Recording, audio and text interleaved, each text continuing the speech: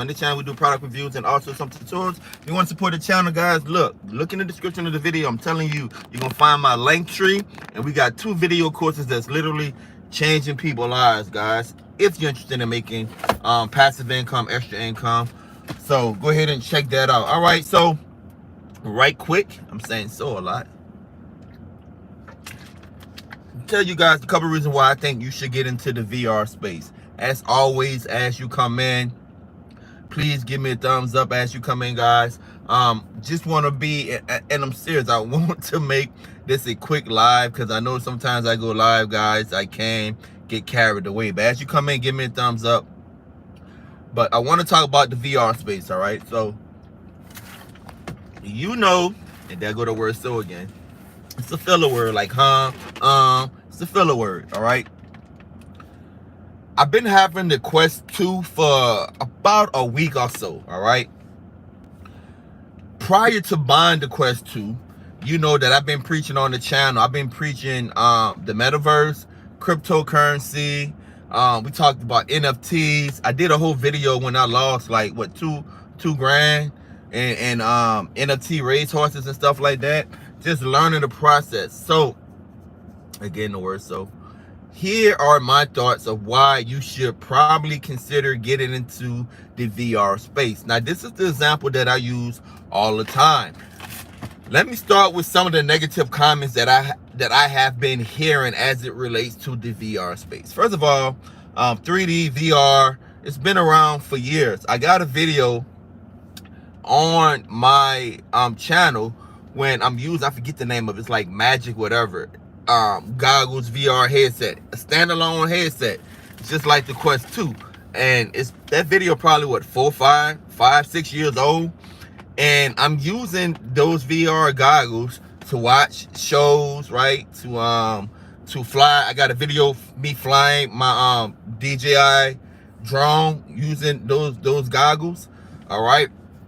But that technology, even though at the time I thought it was absolutely amazing, it just didn't have the applications, right, to keep me into the VR space for extended amount of time. Like I said, it's Android based. That old VR headset I have, standalone headset I have, Android based.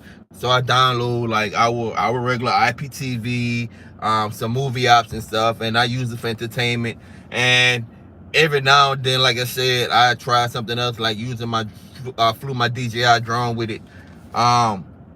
So the applications was limited, so it was basically like a novelty item to me.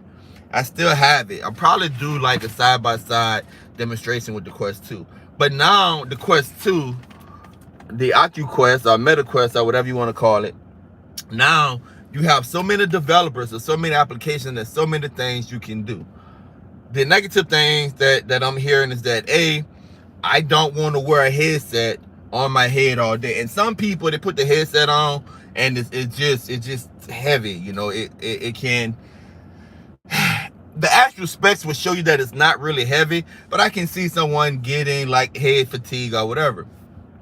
They make accessories to make that experience better. So like for me, I have the Elite Strap. The Elite Strap on my Oculus Quest helps my head stay in a good position, helps keep the headset, the goggles in the VR headset in a good position to where I'm not getting a lot of head fatigue. So a lot of people say, look, I can't spend a lot of time in virtual reality because I don't want the strain on my neck. The second thing somebody I remember somebody reading is saying that I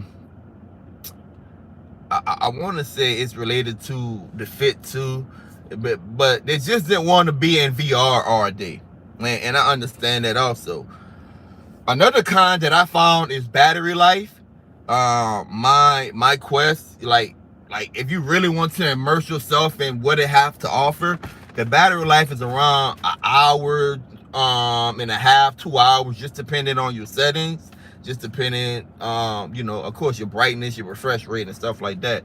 That I'm gonna do a video probably tomorrow, a short video showing you how I actually was able to spend 7-8 hours in the VR space without charging my headset, so I can show you what I do to stay immersed into the VR space. I'm trying to think of another con. Another con is that some people's like, hey, look, I referring to what I was saying about the individual just don't want to be in the VR world every day. Like, hey, I don't want to be in the VR world all day. I want to interact. Here's the thing, guys. Learn this space, learn the developers, learn the apps. A lot of these worlds are still being created. So those are some of the negative things that I have heard over time. Now, here's some of the positive things. Based on what I just was saying, some of these worlds are still being created. Remember when the internet was around? When the internet was around, internet is still around, but when the internet first came out, a lot of people didn't understand it. So it wasn't anything spectacular. It was slow. Remember dial-up, right? You remember when you try to pirate a song, it took like about 2 or 3 hours to download like a song or an album or something like that. And remember, if you had to download a movie, it might have took you like 8 hours or something like that. What it was, Kazam or something like that. I forget the name of those things. The good old days, right? A lot of people didn't understand what the internet was, so whenever they started putting up websites and stuff, you had to pay people to do it. Webmaster, people that was there in the beginning. And, of course, they went on to build businesses online, and a lot of them got rich, and then you have what you call the .com bubble that burst, right? So had people in that early on doing things on the internet and charging people that was coming into the space, charging them money, offering service to do things on the internet when it first came out. And then all of a sudden everybody's like, hey, the internet is great. Let me go ahead and make these investments. But by the time they started getting in there, everybody started getting in there, started to get big and big and big and big to that model couldn't sustain itself and it bust. That's why you have the .com bust, right? The bubble bust, because a lot of people got into it late. But the people that was in there early, the people that was doing like funnels and getting leads and all of that, the people that really understood that space early became multi-millionaires, right? And a lot of these guys are now developers, guys and girls are now developers and creators of applications in Web 3.0. Web 3.0 is simply the current internet that we have in a 3D or virtual environment. Okay, so basically when I was young, I watched Back to the Future, where you had Morty on a hoverboard, right? And they can pull stuff up out the air, even the Jetsons commercial.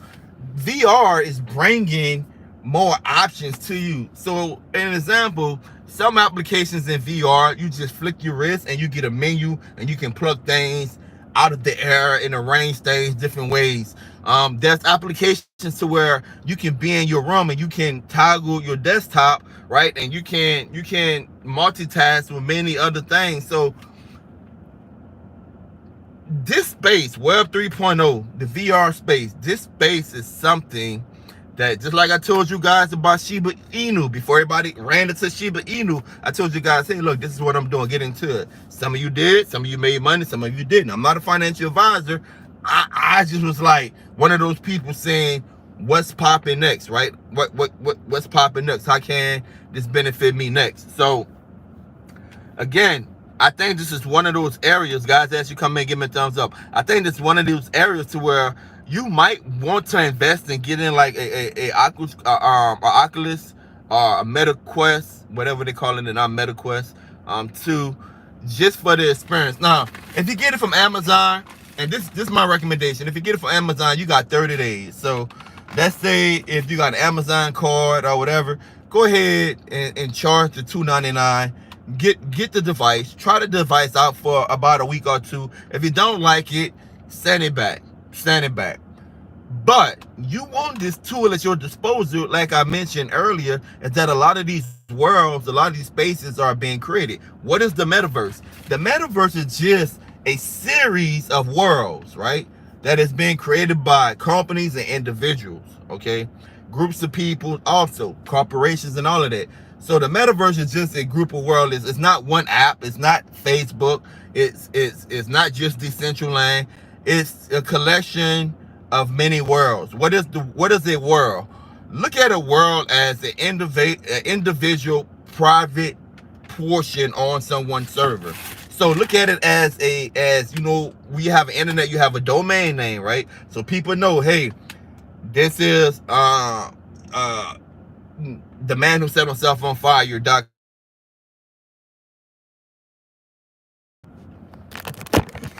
Whenever somebody call me, I know my sound go out. Hold on, let me see something right quick. This point for somebody that's on the replay. It's basically it's basically a website in a 3D world, right? In an immersed world. So you have the options to give more information. You have the option to make a more immersive experience. So when somebody go to your website right now, somebody go to a website right now, it's 2D and you just reading print. They might have some videos or whatever. Now imagine going to someone's website in a virtual setting, or in this case, it'd be a world. Compare a world to a website. So when I say what is the metaverse is the combinations of worlds, and the world is created either by individual, a group of people, or a corporation or something like that. All right. So imagine if someone created a world for a business. So let's say if I sell water bottles. Currently, I say Powerade, which is not a sponsor, Powerade.com. You go there and you read and you will see the products. Now imagine being in VR and going to a VR domain into a world created just for Powerade. Now you get there, not only can you see the product, not only can you read the product about the product, but you now can talk to people from the company or representatives, um, or other people, regular people. You can talk to them about the product. You ever went to Amazon and read a review and you like, man, I need more information. So you go to YouTube and you search out the videos on YouTube. And you like, man, I still need information before I make this purchase. Imagine in the virtual world, someone can answer your questions. You can see real life, you can hear real life testimonies, and the product is now the product. What's the word I'm looking for? Now you're more intimate with the product because you can stay in that world all day long, however long you need to be in there. If they have the world organized correctly, you can gather all the information from the company reps, and from individuals that have tried it or are looking to try it. So like in the VR space, it's so much information. It's so many things you can do. It's not only connecting to other people, but it's a way of presenting your product in ways that never been seen before. People can interact with your product before they even get it in their hand. And when they get the product in their hand, they're going to be so comfortable. They're going to be so familiar with the product because they spent so much time in that VR space or in that world that you created for your product if you've done it right. I told you guys right now I'm creating in a multiverse, I'm creating a CBD spot, right? So everybody that have questions about CBD, I'm gonna have videos and pictures, and just when I do a website, I'm gonna have a portal where you can leave from there, go straight to the website. Like there's so many things you can do in the VR space. Another thing is the business opportunity of just developing and creating worlds. If you look at these little gig jobs where you go somewhere, you want somebody to write a paper for you or create a website for you. If you go there now and you type in meta world, or you type in VR world or something like that, there's actually people that's making money currently creating VR worlds for companies and individuals. So right now, people are making money. Now, if we look at this technology right now, we already know when we first looked at the internet, we already know that the internet has made leaps and bounds over the past 20, 30 years, or however long it's been around. Okay. Um, what the metaverse is going to look like in 5 years? In 5 years, So when we talk about making investments, right? You put stuff into your savings and you hope in about 20, 30 years you got enough money to retire. If you buy cryptocurrency, one of the rules, if you're going to buy a coin that you strongly believe that you're going to hold that coin for about 5 years or whatever, just think about making an investment into VR now, learning the space, see where there's people literally making money in VR, like full-time jobs. Like they have casinos to, well, Jesus be in the metaverse. Jesus is in every verse. Everything that a man create, if Jesus had the potential to be in it. It's just if men and women allow him to be in there. So just imagine 5 years from now, if you make an investment now, and you're going to get a return, whether it's knowledge or monetary. But right now, what I was about to say before I already go pro comment, right now there's people working in like casinos. They're working in the casinos right now, and they're, if you do 8 hours a day, you could probably make $3,000 a month, 30,000 a year, something like that, or more. People working in a VR space right now, full-time jobs. As far as like collaboration, so I got a homeboy. We about to go into a business venture, and he have it set too. And I literally can say, all right, man, this how our website needs to look, or this is what we need to create. Him and I can do it at the same time in a virtual world, being in a virtual room together, working on projects together, talking to each other, interacting with each other, building out that space, right, for productivity. I'm gonna say this story, and I said I wanted to keep this live short, and I'm gonna do a video either tomorrow or next week, guys, about how I stay, some of the sessions I have to stay in the VR space longer. I did a video showing you how you can watch like your IPTV, how you can download like Cinema HD, like entertainment wise, you can't beat it. I literally can pull up, go into my experimental settings, put multi screens up. I literally can have 3 screens up. I can be watching a basketball game, strolling Instagram and Facebook all at one time, and with my pass through on, I can see in my room out my peripherals, just depending on how I have my screen set up for my tab set up for like Facebook, Instagram, or whatever, because you can resize them. So I can literally see in my room. So let's say if I have a beverage or something, if I'm eating something, I can reach over and get it and still be entertained. So not only the entertainment, not only the productivity, not only the potential to become a developer and build worlds yourself, but putting your product out there. Let's say let's say you have a hobby. Okay, you literally can build a whole world based on your hobby. Let's say your hobby is fishing. You can build a world based on fishing. And when people catch on to VR, like right now, currently right now, I'm looking for every game, every app, every world that's currently in VR right now. Why? Because it's new. So when people start flooding to VR as they're doing now, because Facebook, Meta, all right, because they made such a big investment and they pushing out these headsets, and Apple's about to come out with theirs. Theirs is sort of like augmented reality. It's not really virtual reality. It's like a mixture of virtual reality with real reality, right? With our current reality, but that's a whole nother different life. So they pumping out the headsets. So now people have the devices. Where are they going? Where they're going to go?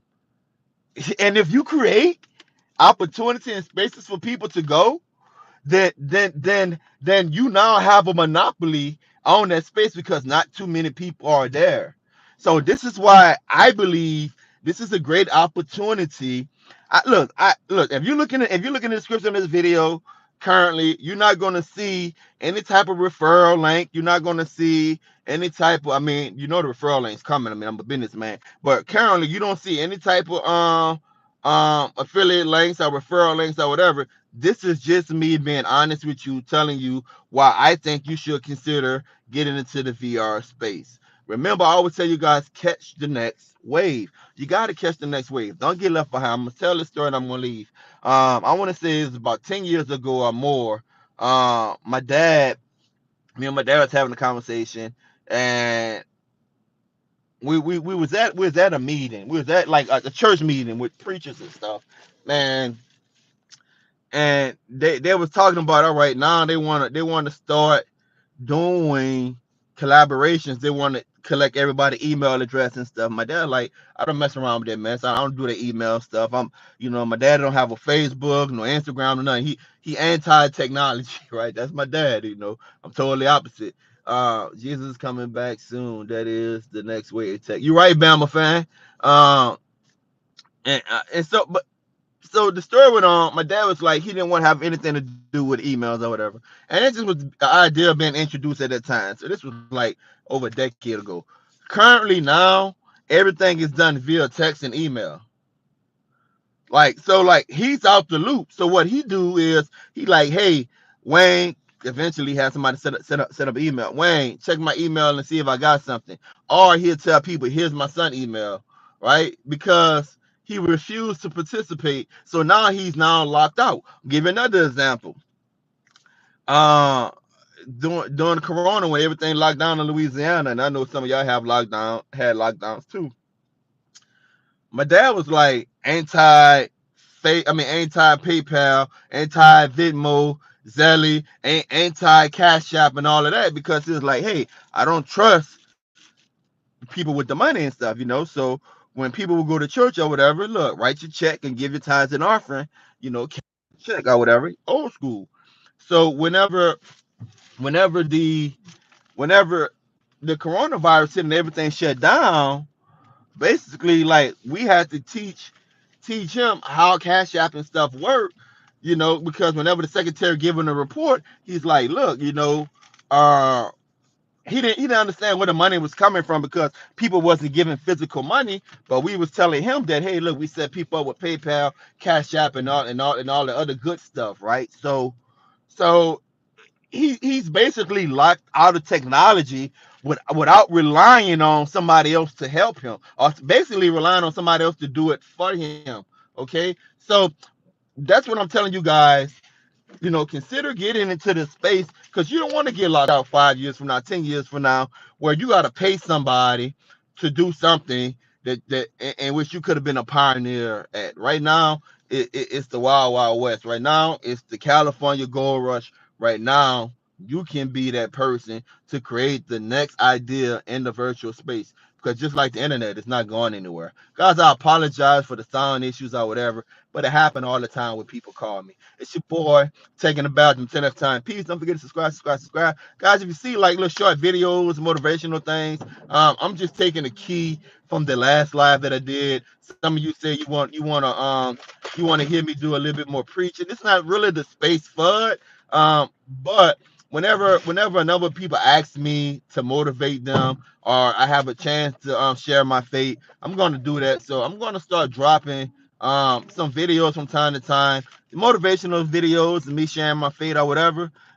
If you're looking to be motivated, and if you're looking to learn a little bit more about my life story, then those shorts, or those shorts that I'm creating, YouTube shorts, or the videos, which also is going to be probably under 3 minutes, then those are the videos for you to watch.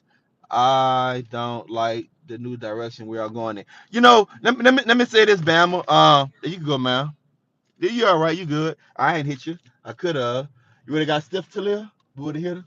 But anyway, um, I'm going to share this story with you, Bam. So when the internet first came out, if you could rewind a lot of preachers, even currently to the day, listen to how preachers, and I only can speak when I say preachers, guys. Look, I don't know what I don't know. I only can speak for individuals that I've been around that have said negative things about technology, right? So, a lot of preachers preach on Facebook and Instagram and stuff.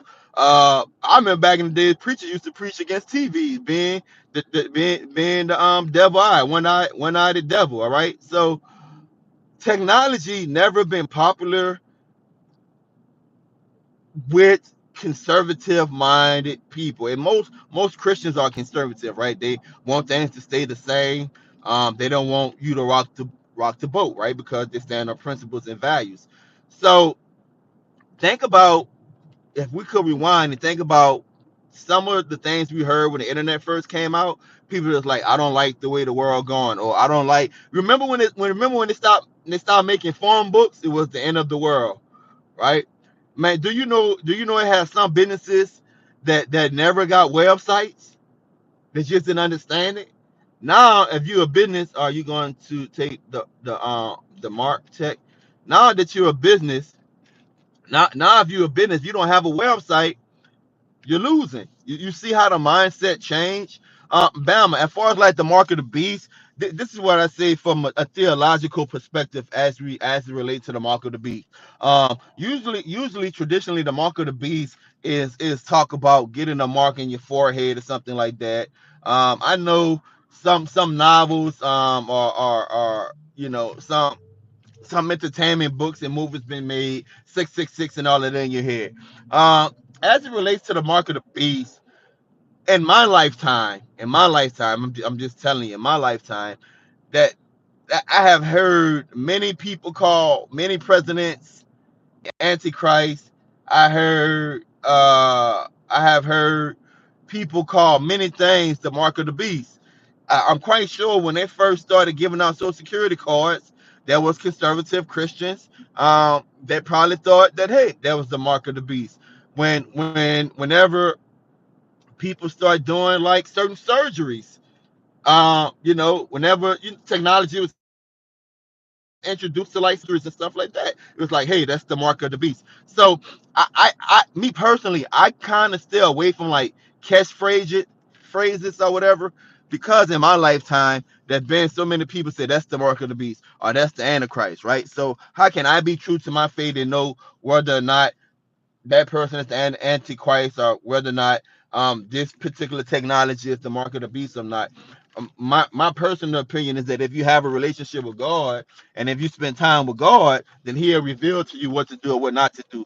That's me. That's based on my spirituality. That's based on my relationship with God. And so I always tell people, if you hungry and you thirsting and you seeking out of right, if you seeking out for righteousness and you spend it, you carve out time in your day to spend time with God, then I believe He'll speak to your heart. And certain things I do and certain things I don't do based on me spending time with God. But just to throw out that, because I'm not familiar with something, and again, I'm speaking for myself, because I'm not familiar with something, to go ahead and add my theological spin on it and say, hey, this is the mark of the beast, or hey, that individual is the antichrist. I hope I'm out here when all that goes on. To say, hey, that individual is the antichrist or something like that. I try to stay away from those things. I try to just um follow my heart based on my relationship with God, and of course in consultation with my faith leader.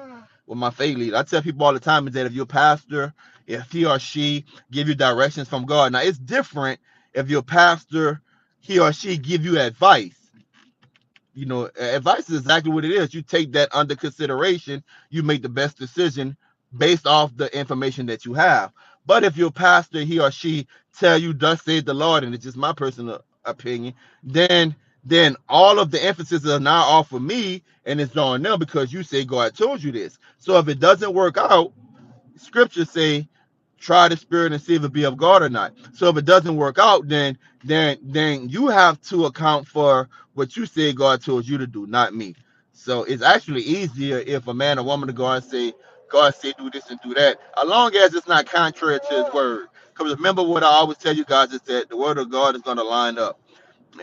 I don't know how I end up on a whole nother sermon, but just trying to answer Bama fan. But Bama, I mean, technology is evolving. It's going to change. It's been that way since the beginning of time. One of the things I challenge people as it relates to technology is that, hey, I'm in the technology space without a degree in technology, right? So these are just things that I learned over the year. I just have an interest in it. I have two sons that's gone to school for computer engineer, computer technology, stuff like that. But it's just something that I've been interested in and something that I dabble in over my years. Now, when we go back and we look at the history and time, things have always changed. For example, when we talk about dress codes, right? Again, I'm only going to speak on things that I'm familiar with. So I'm going to bring the church up again. When we talk about dress codes in the church, and when we say the Bible say, you should dress modest or whatever, and a woman shouldn't wear man apparel, and a man should wear women apparel. Okay, and so then the question goes back to what is acceptable in society, right? So whenever you say what's acceptable in society, now you put the emphasis on what man think and not on what God intended. If that makes sense. For example, back in the days, in Jesus' days, um, the garments that they wore back then is not the garments that we're wearing today. So that's been an evolution. The way that we read the Bible have changed because originally it was laws, right? I mean, originally it was letters passed on from churches and documents on scrolls and stuff. So when you go to church, you don't open up a scroll. Nah, most of you might have the King James version or international version or whatever. Most people nowadays pull it up on their phone, on their tablet, on their laptop, right? So even the way that we consume our faith involves technology. Do you not know that book that when they began to make books started to bind them, right? Did you not know that there was technology of that time? So I kind of stay away from the God and Christ and individuals as it relates to technology because technology has evolved in the church. All right. Technology has helped us spread the word of God. Do you not know that this technology, anytime you see a preacher on TV, the same TV that we used to talk about, at least in the Pentecostal space, the same TV that we used to talk about as being the one-eyed devil, right? But some kind of way the church found a way to use that to have TV ministries, which brought about mega churches. So technology is going to be here. When I've been having a debate with people. Should the church be in the metaverse? I say yes. Some people say no. And they say, forsake not the assembly of the brethren, meaning that you should meet in the physical place, and you should have that. You should have that. Have you heard of the church 501c3? Have you heard of the church 501c3? What you mean about the church 501c3? Have I heard that they thinking about calling it into question or taking it away from churches or whatever? But as I was saying, technology has allowed the church to grow. So a lot of these churches have sold out. I mean, it depends what you mean by sold out, man. I feel you. I'm with you because I've been there. I said this in the rant that I had a couple of days ago live, is that one of the things I tell people is biblically is straighten out from that doctrine will first save you. So if another church adopted a principle or value or moral that you disagree with, just stay within your lane, stay within your belief. Just stay within your belief, and that way it keeps you from doing two things. It keeps you from speaking ill of them because remember, I tell you guys that you can't render good for evil. You can't say I'm talking bad about this person or this church based on me loving God. No, you can't talking bad about people, talking bad about people, right? So you can't render evil for good. So whenever you just focus on your faith and your belief, and if you don't believe in the way that technology is gone and you don't believe in the VR space, then you focus on that, and that'll keep you from, in my opinion, it keep you from sinning by talking bad about someone else because their relationship with God might be different than your relationship with God. They can be totally out there. They can be promoting false gospel. All right. But Christian is to be like Christ, right? To be a Christian, to be like Christ, right? As it relates to technology, we seen how technology, how the church used technology, as I explained, with websites and my Instagram live and Facebook live and all of that, and TV and all of that, especially when the world shut down for Corona. Things just wanted to get your opinions. Oh no, man, everybody have an opinion. I'm not saying that I'm right. I'm just telling you my point of view. When Corona happened, we saying that it was technology that kept a lot of churches together.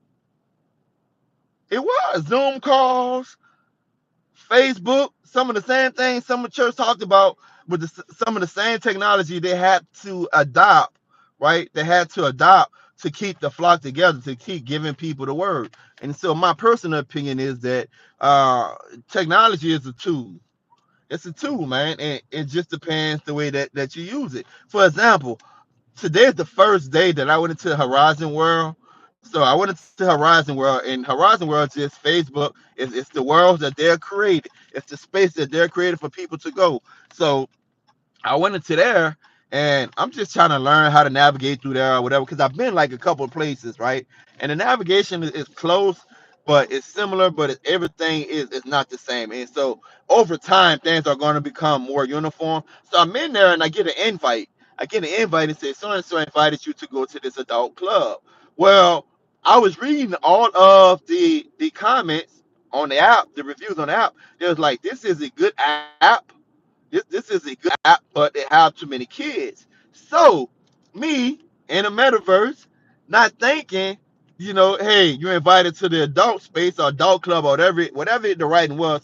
I'm thinking that this was a person, because individuals building out worlds, that it was a person that created a space just for adults. That way you don't have to, because whenever you're in Horizon, um, you can hear people talking or whatever. You can turn off your mic, you can block people, stuff like that. They have safe zones and stuff. But to really enjoy the experience, you can hear people conversation, you can hear people talking, people could come up to you or whatever. But for some reason, they had like a lot of reviews about kids just being bad up in there, right? Cussing and trolling and stuff. So I thought, hey, this individual created a space for adults.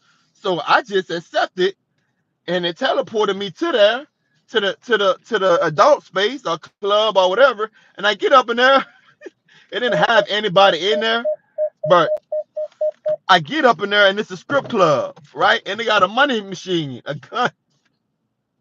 They got the stage, they got a pole. So it's all about how you use the tool. That could have easily been an invite to a church, right? Could have easily been an invite to like an AA meeting, right? Could have easily been an invite to some type of group of soldiers suffering with depression. Like it's safe spaces, it's worlds for people of similar minds to meet. So for example, I'm excited because I'm excited, and I'm issuing a warning. I'm excited about the VR space because just as the internet, Web 2.0, now we entered to Web 3.0. When the internet first came out, it was wherever you wanted to say, you had a voice. And then big companies started coming in and developing platforms, right? Big companies started coming in and started developing platforms like YouTube and all of that. And then, people creating videos, they were sharing their ideas, they were sharing their thoughts. And then people started, hey, let me, hey, got a lot of people over here. Let me start put some ads over here. So you put the ads on there, and your ads start running on videos, and all of a sudden somebody says something on the video that your company disagree with, or the majority of the people that buy from your company disagree with it. Like, well, we don't want our ads running on those type of videos. So now you begin to get censored, not necessarily by the company, right, but by the demand for those that's putting money in their pocket. Because when Facebook and YouTube and all that first started coming out, it was basically people of like minds meeting, and then they started like, hey, look, you can't do this, you can't do that. Now I'm saying, now we're in a space where you can create your own space, because on Facebook you got to follow their guidelines. But like if you go to like Decentraland and you buy land, and that's other places you can go, Sandbox, and you buy land and you build that out, you can say what you want to do, what you want right there. So I'm hopeful that you can have decentralized platforms that the individual is responsible for. You can run it, you can share your thoughts or whatever. I'm not naive enough to think that everybody's gonna have worlds with opinions that believe in me. Again, the metaverse is a collection of many different worlds. What is the world? Look at a world as an immersive 3D website where you can add videos, you can add pictures, You can have people that are talking, explaining, people can meet, you can have conversation. It's just being immersed in that product or being immersed in whatever you want to highlight in that world. I know people are going to racists is going to have their own groups, right? Uh, Atheists is going to have their own groups, right? Uh, you know, uh, Satanism, they gonna have their own group. People who I disagree with is going to have their own space in the meta world. The great thing about it is that I choose to go and spend my time where I want to be. And if I could get everybody to think like that, like if I could get everybody to think that just because I see somebody doing something that I disagree with, I don't have to be Captain Save a Billy Goat. I don't have to save everybody from themselves, man. The last example, man, I said it was gonna be a long live, man, but uh, just consider getting VR. This is my last example, and the only reason why I'm talking about VR as it relates to Christmas space and the Christian space partly is because Anson Bama fam, and again I don't know what I don't know, so I use analogies and examples in which I'm familiar with. So in the Bible, whenever Jesus whenever Jesus disagreed with the Pharisees and the scribes were the religious people, the people in Jesus' fate, right? The Pharisees and the scribes. So oftentimes, those, not all of them, like the Levites, the priests, Levites was the tribe of the priests or whatever. So they had a lot of power over the people because they was the church, per se. And they were the keepers of the Mosaic law, the Torah. So they were the keepers of how God wanted the people to live. So they had a lot of power, but you had crooked people within there. You never seen Jesus go out actively searching for Pharisees and scribes to criticize in the Bible. No, Jesus stayed within his circle. All right. He went where God led him to. And oftentimes, what happened? People came to him. The Bible says multitudes of people. They came to him. Why did they come to him? Because he had something to say. And my favorite thing is that what Apostle Paul said, I come to you not with enticing words, but with the power and the demonstration of the Holy Ghost. And here's the thing which you have to realize when I use that example is that, don't miss this, just for somebody right here. I'm about to speak something to somebody's life that's going to change your life. Here's the thing. When you focus on doing what you feel like you're called to do and you have something to offer, you never have time to go see what other people are doing. You never have time to go see what other people are doing. When you have something to say and what you're offering is powerful and people can see it and they can feel it, you don't never have to worry about saying this person doing it wrong and that person doing it wrong. Now, when they come into your space and they try to criticize what you're doing, then you have every right to defend what you believe in. Just like Jesus. When they came into his space, he told them, boom, boom, boom, this is where you're wrong at. Why? Because you're in my space.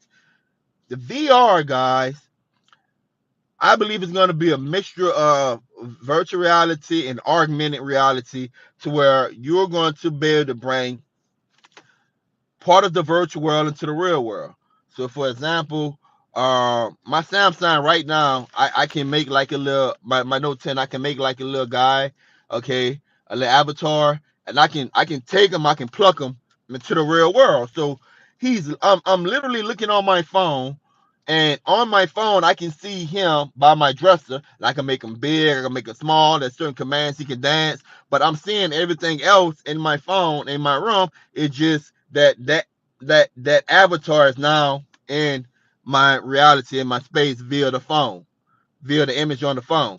That's augmented reality, right? That's a bit of virtual reality, bringing it into your physical space. Virtual reality, you just in a whole nother place. Imagine traveling. You never been to the Great Wall of China. You never been to France or Spain. Imagine the possibility to where right now we have live cameras that you can go on your desktop and you can just Google live cams. And you might have a live cam of this beach, a live camera, and you can just watch what's going on. Imagine multiple 3D cameras in tourist cities around the world, right? So you're planning a vacation, and you want to know what are the eateries, what are the attractions, things to do with your family, and you about to drop the bag, so you want to make sure that you pick the correct destination. What do we currently do? Currently, we go into the website and we read, or we might go to YouTube, we might watch videos. But imagine now you put on the goggles and you say, all right, let me see what Charleston got to offer. Let me see what this person got to offer. And you literally can be in the streets, or you can be at that attraction. And when you get there, it's going to be so familiar because you spend hours or whatever amount of time you dedicated in the VR space to really seek it out. These are some of the potential things for VR, guys. I'm gonna go back to my dad, and my dad is like, I ain't messing with the internet stuff. I ain't messing with that with that email stuff. Now he can't even find out what's going on in the church if somebody don't open up his emails. Don't get left behind, man. So I do agree that the church shouldn't go along with everything, but I will say this as it relates to technology. Technology has always been with the church. Like I said, the creation of a book, the creation of the Bible is based on technology because there was letters and scrolls that was there. Look at. I mean, I hate to use like bad examples, but uh, Jimmy Swaggart from Baton Rouge. Look how big he got. He got big like that before his downfall. TV ministry. Who it was? Tammy Bakers. Look at the Bakers. TV evangelists. How many TV evangelists he got now that have mega churches? Look at Joel Osteen. You know, man, mega churches based on TV ministry, TV technology, and all of them have Facebooks and all of that stuff, and Instagrams and TikToks and all of that now, because they're using technology as a tool to reach the gospel. No different. Just like when Jesus got into the boat to preach to the multitude. A boat, that vessel, is part of technology. So he used the boat to deliver the word because the people was pressing up against him. So he got into the boat, told them to push out and deliver the word. It's just a tool, guys. It's just a tool. So I recommend that I mean, try it out. Go to Amazon, try it out. If you don't like it, send it back. Get your money back. That's the safest way to do it. It's your boy taking the bathroom till next time. Peace. Don't forget to subscribe. Thanks for the interaction today, guys. Like I said, I'm gonna make a short video showing you exactly how I'm able to stay. Cause like I said, one of the downfalls is the battery life, but how I'm able to stay in VR for such a long time. And some of the things I do in VR too. Like I still haven't played the game yet because I'm still looking at entertainment and production, and I'm trying to give you guys good content. Hopefully you'll try it out. But I recommend go right after this live, go to my page, my channel. The last couple of videos, find the Oculus Quest videos and seeing how I was able to download those third-party apps. And if you get one tried out, go ahead and follow that video. And it's gonna help you have a better experience. I'm telling you, don't sleep on it, man. Don't sleep on it. Don't get left behind. Don't be like my daddy. It's your boy taking the bath. Until next time, peace. Again, I think this is my third time telling you guys peace. Subscribe.